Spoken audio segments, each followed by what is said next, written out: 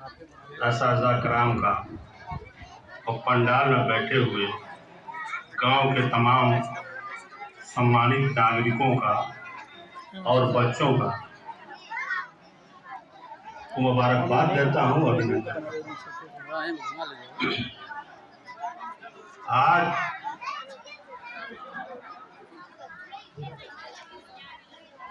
आज़ादी का 76वां वर्षगांठ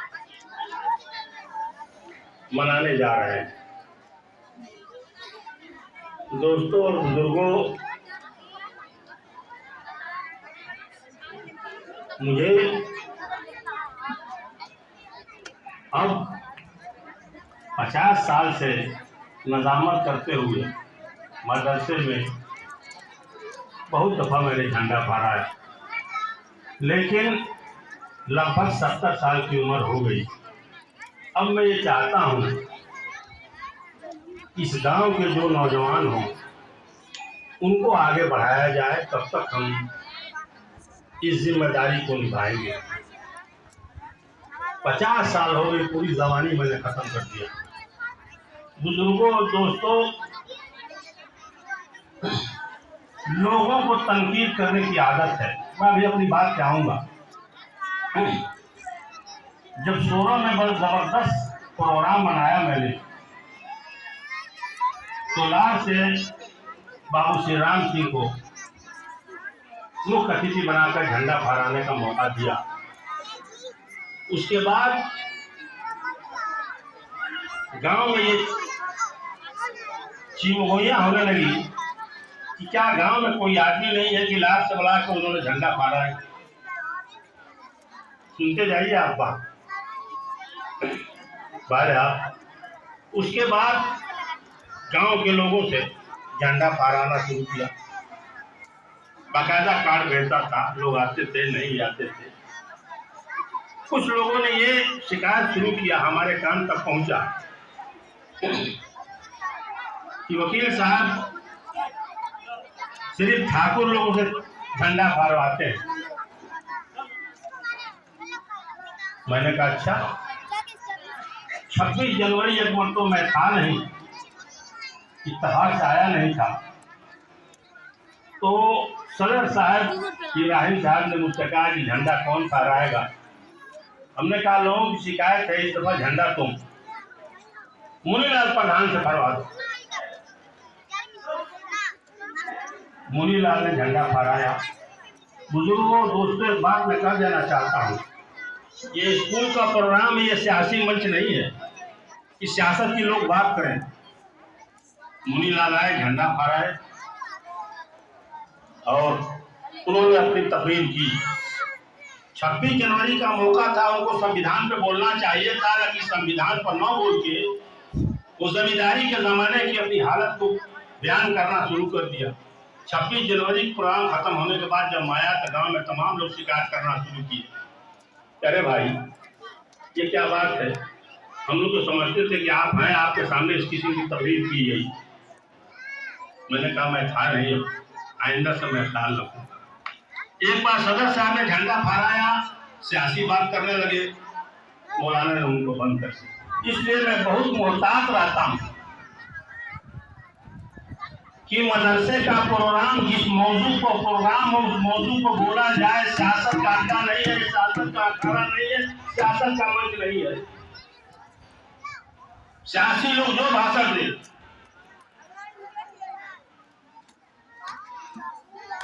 ये स्कूल मदरसा है, शिक्षा संस्थान है। अगर 15 अगस्त की बात हो, 15 अगस्त का मौका हो तो आजादी की बात करें, 26 जनवरी का मौका हो तो संविधान पर बात करें।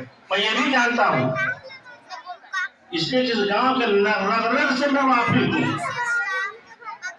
अभी साकिर ने झंडा फहराया, कल चिमगोइयां होगी, इस साकिर ने झंडा फहराएंगे, लेकिन चिमगोइयां से मेरे ऊपर कोई फर्क नहीं पड़ता।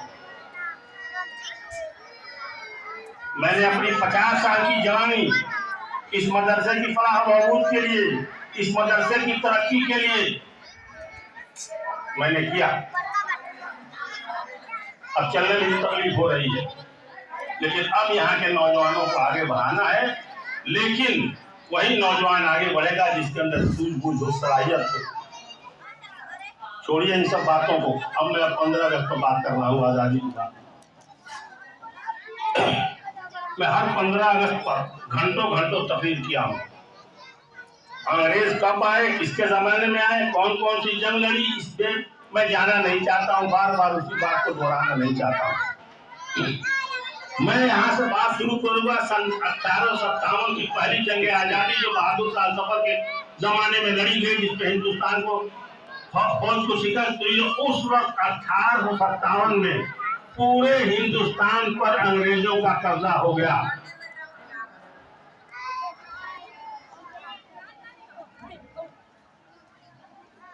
उसके बाद अंग्रेजों की जुल्म और ज्यादती को देखते हुए यहाँ के लोगों में बेचैनी फैली। 1885 में कांग्रेस का वजूद हुआ। कांग्रेस की रहनुमाई में यहाँ के हिंदू, मुस्लिम, सिख, ईसाई सब ने मिलकर आजादी की लड़ाई लड़ी। क्योंकि 1857 में बहादुर शाह जफर के जो लड़ाई थी उसमें मौलाना फजल हक खाराबादी ने फतवा दिया जिहाद का, अंग्रेजों के खिलाफ जिहाद जायज है।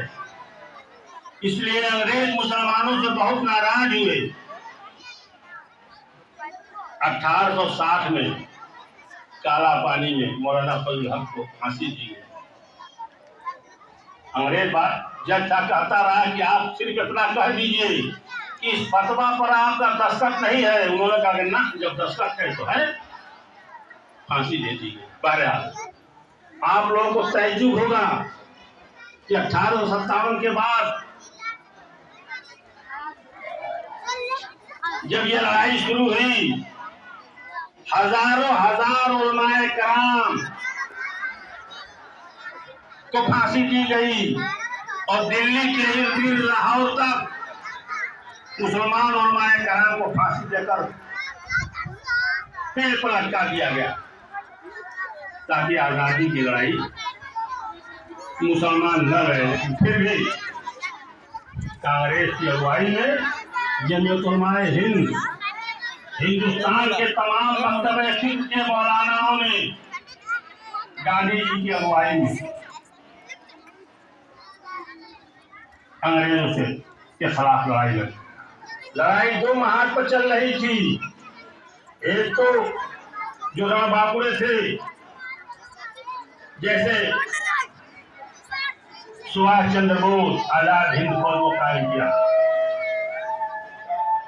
खुदीराम बोस, सुखदेव, चंद्रशेखर आजाद, भगत सिंह, ऐसे लोगों ने अपनी जान की कुर्बानी दी। और उसके बाद राम प्रसाद बिस्मिल, अशफाकुल्लाह खान का एक राम प्रसाद बिस्मिल का शेर बहुत मशहूर है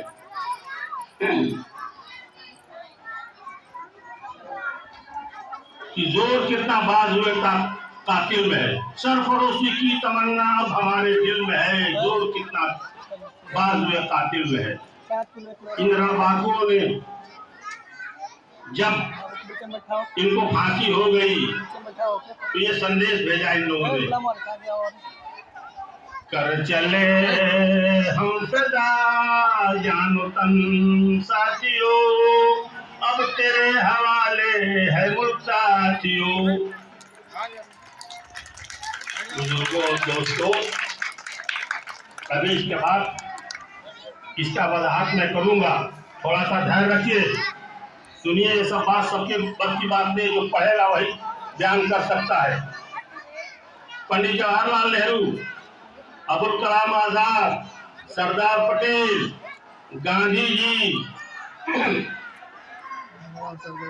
लाला लाजपत राय, ऐसे ऐसे बहुत से लोगों ने अंग्रेजों के खिलाफ लड़ाई लड़ी और जवाहरलाल नेहरू 12 साल जेल में रहे।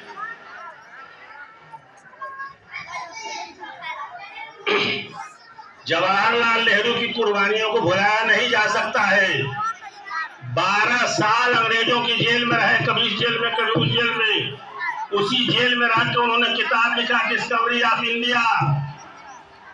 बुजुर्गों, दोस्तों, नौजवान साथियों, जमीयत-उलमाए हिंद मौलाना हुसैन अहमद मदनी, जिनको असीर माल्टा कहा जाता है, उनको अंग्रेजों ने कैद करके माल्टा भेज दिया। आज जब 15 अगस्त आजादी की लड़ाई की बात आती है तो मुसलमानों ने अपनी जान की कुर्बानी दी, लेकिन वक्ता लोग आज मुसलमानों को फरामोश करते जा रहे हैं। और हमारी कौम का ये हालत है कि हम खुद भी नहीं जानना चाहते हैं कि हमारे इस्लाम ने कितनी कुर्बानियां दी हैं। न पढ़ना जानते हैं, न जलसे में आते हैं, न प्रोग्राम में आते हैं, उनको मालूम हो। बहरहाल देश आजाद हुआ,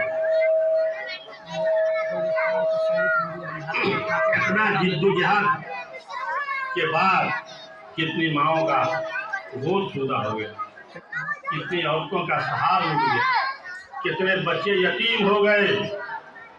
देश आजाद हुआ। देश की आजादी के पहले ही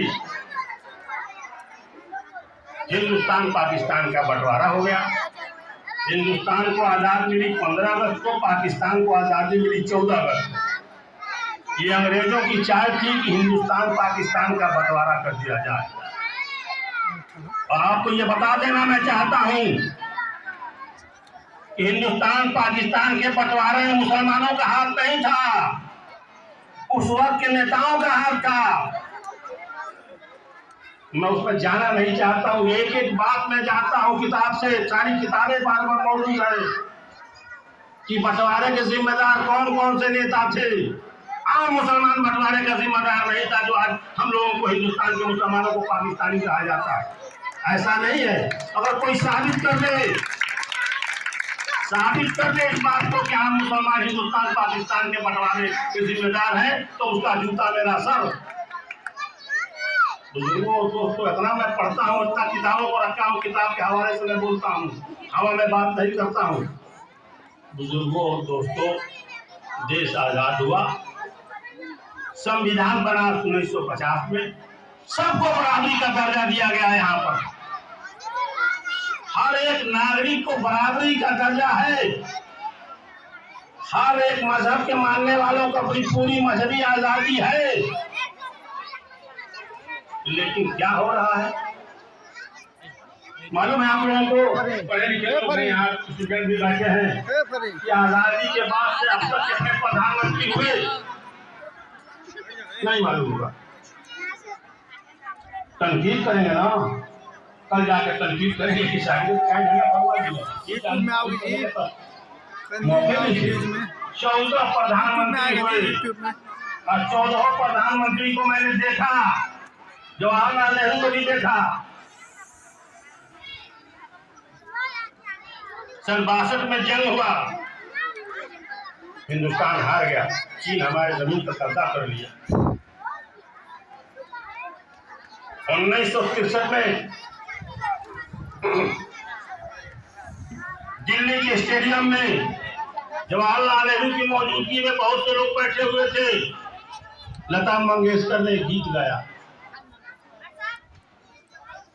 ऐ मेरे वतन के लोगों, जरा आँख में भर लो पानी, जो शहीद हुए हैं उनकी जरा याद करो कुर्बानी।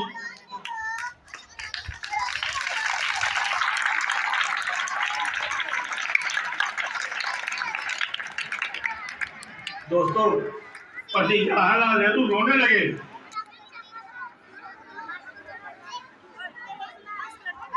लिखा हुआ है,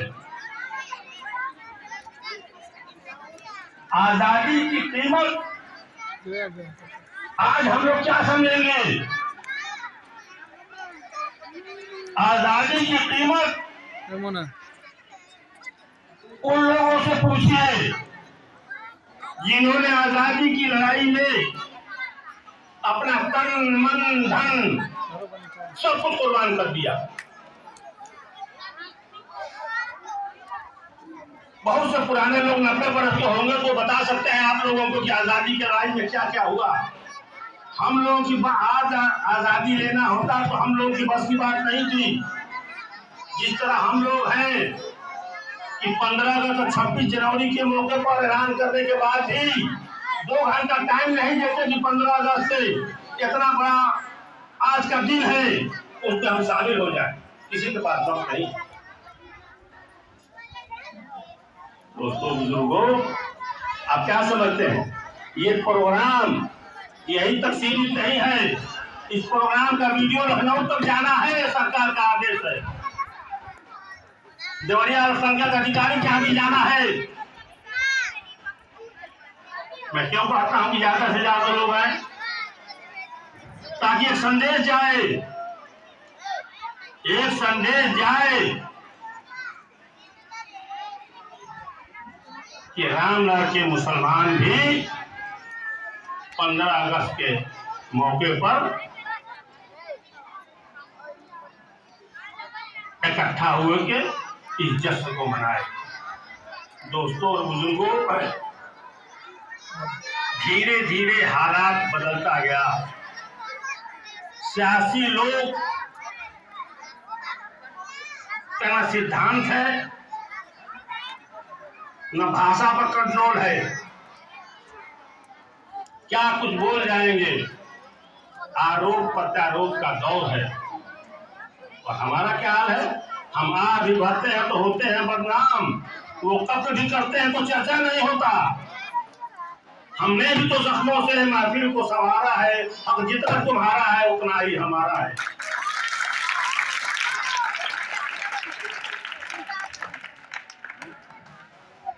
देखोगे तो मिल जाएंगी शहर के हर मोड़ पे लाशें, देखोगे तो मिल जाएगी हर शहर पे लाश, शहर के मोड़ पे लाशें, और ढूंढोगे तो कातिल न मिलेगा, ढूंढोगे तो कातिल न मिलेगा। आज हालात यह है। बुजुर्गों और दोस्तों, जो भी फैसला हो मंजूर होना चाहिए, जो भी फैसला हो मंजूर होना चाहिए। इश्क हो या जंग हो भरपूर होनी चाहिए।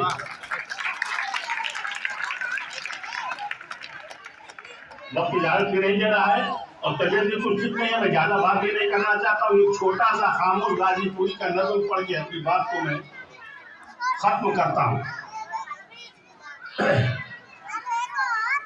सुनिए गौर से, इस सब लोगों के पास का बात नहीं है, सब लोग बता नहीं पाएंगे। रूदा मेरी बेताबी की उनको तो सुनाई लोगों ने, बेचैन है वो भी मेरे लिए, ये बात बताई लोगों ने। हमसे ही वफा का दर्स लिया, मेरा ही नशे मन फूंक दिया। इल्जाम तो आई बिजली पे और आग लगाई लोगों ने। जब खाके नशे मन भी ना रहा तो टूट के बरसा पानी भी, जब खाके नशे मन भी ना रहा तो टूट के बरसा पानी भी। उस वक्त कहाँ थी काली घटा जब आग लगाई लोगों ने।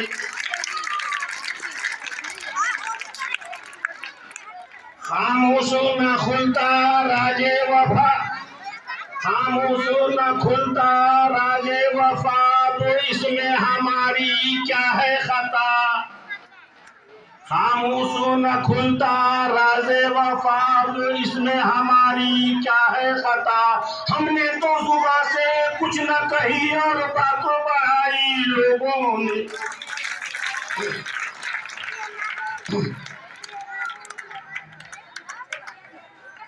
बुजुर्गों और दोस्तों, नौजवान साथियों, बच्चों, आज किसी जमात के, किसी पार्टी के, चाहे भाजपा हो, चाहे कांग्रेस हो, सपा हो, भाजपा हो, कोई भी पार्टी हो, उन नेताओं के हाल सुन लिए। अदील अब्बासी बस्ती की आज़ादी की लड़ाई में उनका बहुत योगदान था। उन्होंने किताब में लिखा, दिलकश लफ्ज़ें, दिलकश बातें, सुनते जाइए आप लोग। दिलकश लफ्ज़ें, दिलकश बातें, जाहिर कुछ है, बातिन कुछ है। दिल में कुछ है और ज़बान पे कुछ है। दिलकश लफ्ज़ें, दिलकश बातें, जाहिर कुछ है, बातिन कुछ है।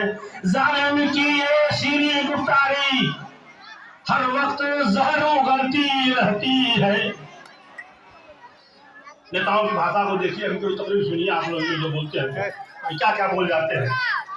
किसी के ज़बान में कोई अंकुश नहीं। सुप्रीम कोर्ट कितना भी तंबीह करे, लेकिन कोई अंकित नहीं। देश कहाँ जा रहा है? इन नेताओं ने इस देश को बर्बाद किया। बुजुर्गों, दोस्तों, नौजवान साथियों, मैंने बहुत 15 अगस्त तक तकरीर की। अंग्रेज कब आए, ईस्ट इंडिया कब बनी, प्लासी का जंग कब हुआ, बक्सर का जंग कब हुआ, मैसूर का जंग कब हुआ, सब जालियानवाला बाग कब हुआ, सब डेट वाइज आपको बता चुके हैं। उसी बात को दोहराना अच्छी बात नहीं है। बुजुर्गों, दोस्तों, 15 अगस्त 26 जनवरी का मौका है। इन दो ही मौका पर स्कूल के बच्चे अपना प्रदर्शन करते हैं, अपनी कला दिखाते हैं, अपनी तालीमी लियाकत को, अपने अंदर के जज्बात को बयान करते हैं। इन बच्चों को मौका देना चाहिए, इसलिए यही बच्चे आज के नौजवान कल का भविष्य है। आज का नौजवान कल का भविष्य है। लेकिन एक बात मैं कह देना चाहता हूँ, कोई हमारी बात माने न माने, मेरे मर जाने के बाद उस बात को आप तस्लीम करेंगे। मैं कोई बात कहता हूँ मस्जिद में या कहीं, उस पर टीका टिप्पणी होती है। मैं राह पर लाने की बात करता हूँ, इस्लाह की बात करता हूँ, लेकिन यहाँ के नौजवानों को कबूल नहीं है। यहाँ के नौजवान क्या क्या कितना तालीम हासिल किया, जरा बताना दे हमको, कितनी सलाहियत है। एक सवाल कर दूँ, जनरल नॉलेज की सारी पढ़ाई धरी की धरी रह जाएगी। जिस राह पर चल रहा चलो मेरे भाई, मुझे इससे कोई आपत्ति नहीं है, कोई इससे मुझे तकलीफ नहीं है। आप जानो, आपका काम जानेगा। मुस्तकबिल में आपका क्या एम है, आपका क्या लक्ष्य है, यह आप जानोगे, हम नहीं जानेंगे। आपको तय करना है कि हमारा मुस्तकबिल कैसा होगा। हम लोग फर्क की तरह घूमेंगे, हम माँ बाप पर बोझ बने रहेंगे, या कुछ करके दिखाएंगे।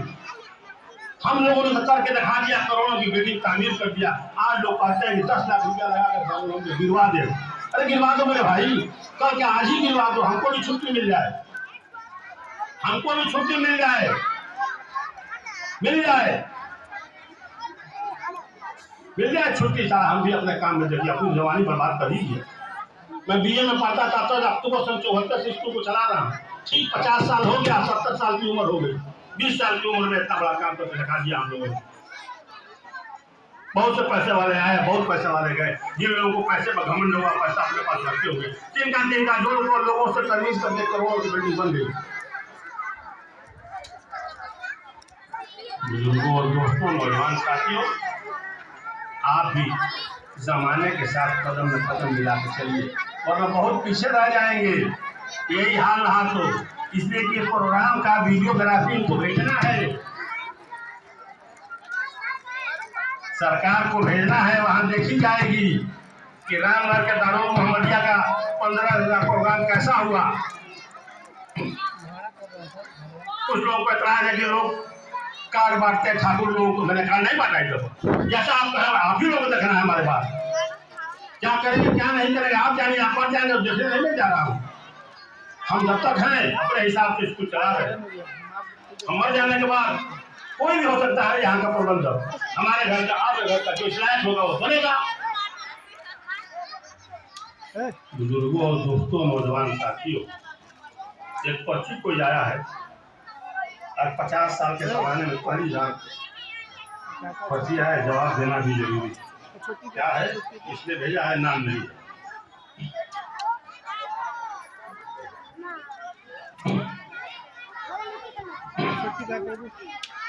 आपके ऊपर इल्जाम है कि आप लोगों की जमीन जबरदस्ती कब्जा करके मदारा बनाना चाहते हैं। हम लोग और गांव जानना चाहता है कि सच्चाई क्या है। चलो भाई, बहुत बहुत शुक्रिया जिसने सवाल किया। आज पहली दफा 50 साल के बाद मुझसे सवाल किया गया।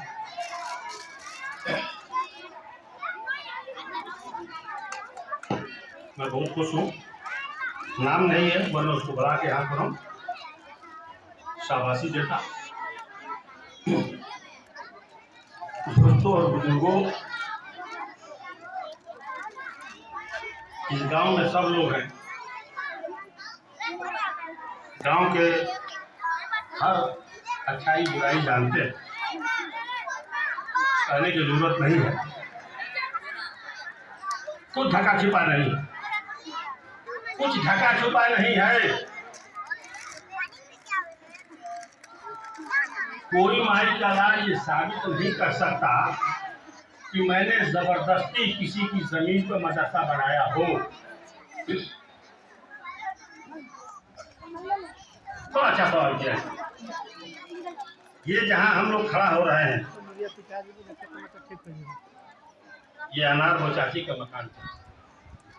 उन्होंने दान दे दिया, उस पर यह मदरसा बना। इसके बाद दान देने के बाद 10 साल इस पर मुकदमा लड़े, नूर से और जावेद। 10 साल मुकदमा लड़े, मुकदमा जीते। जावेद थक हार के अपनी जमीन जो है बेच दिया, दे दिया। उधर मस्जिद के बगल में जो जमीन बन रही है, मकबूल हसन और नंदे का था। मकबूल हसन ने अपनी आधी जमीन मसिया चा से बेच दिया। नफीसुल हसन ने अपनी आधी जमीन मदरसे को दे दिया। मुसिया चा के लड़कों से बुला के कहा कि भाई देखो, आधी जमीन तो हमारी है, आधी तुम्हारी है, आधी किसी के मकसद के लायक नहीं है।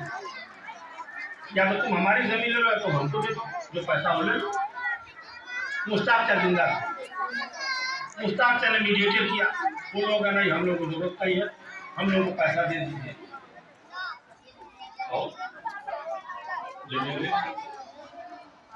मुश्ताक चा के सामने इस टाइम पर जो पैसा मांगा, उन लोगों ने पैसा दे दिया और वो जमीन खरीद लिया। उस पर वो इमारत बनी है जिस पर मीटर लगवाना है।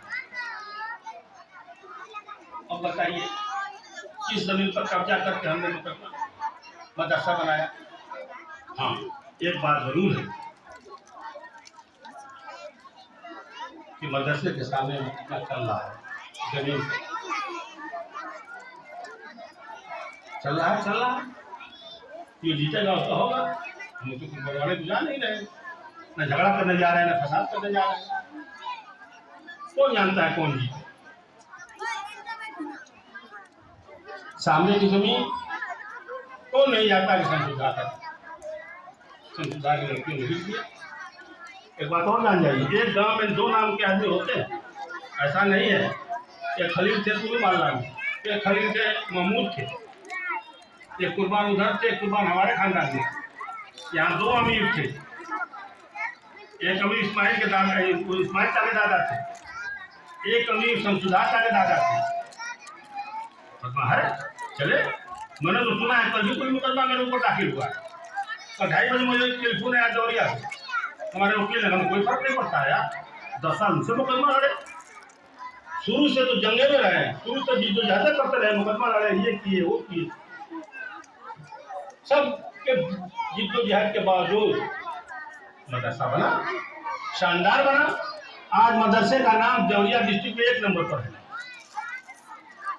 1 नंबर पर है मदरसे का नाम।